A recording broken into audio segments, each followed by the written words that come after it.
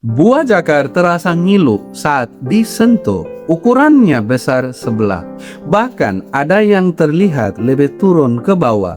Banyak pria langsung diam dan menebak-nebak sendiri. Padahal, tiga keluhan ini sering muncul bersamaan di komentar dan sering dikaitkan dengan kondisi seperti varicocele dan epididymis.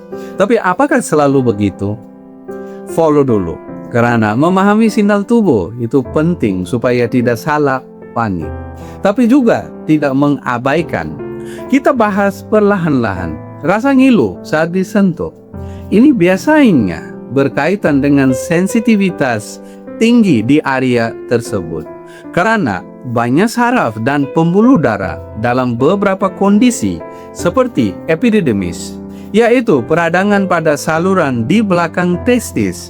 Sensasi nyeri atau ngilu bisa terasa lebih jelas terutama saat disentuh atau bergerak. Menurut Mayo Clinic, kondisi ini sering dikaitkan dengan peradangan dan membuat area jadi lebih sensitif dan tidak nyaman. Lalu soal ukuran yang besar sebelah. Sebahagian perbedaan ukuran itu normal, tapi jika terlihat semakin jelas atau terasa lebih berat, ini sering membuat orang khawatir atau takut. Pada kondisi seperti varicocele, yaitu pelebaran pembuluh darah di sekitar testis, bisa muncul sensasi berat atau tampilan yang berbeda di satu sisi. National Institute of Health menjelaskan bahwa varicocele sering terjadi di satu sisi dan dapat mempengaruhi tampilan atau rasa di area tersebut. Sekarang soal satu sisi yang lebih turun. Ini sebenarnya sering terjadi secara alami karena struktur tubuh memang tidak simetris, sempurna.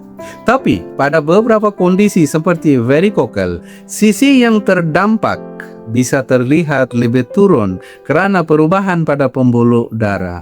Dalam praktik medis, yang terlihat bukan hanya satu gejala, tapi kombinasi.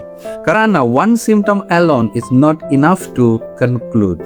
Artinya, tiga keluhan ini bisa saja saling berkaitan, tapi juga bisa muncul karena hal yang berbeda. Yang penting, perhatikan polanya. Apakah nyeri makin terasa? Apakah ukuran berubah cepat?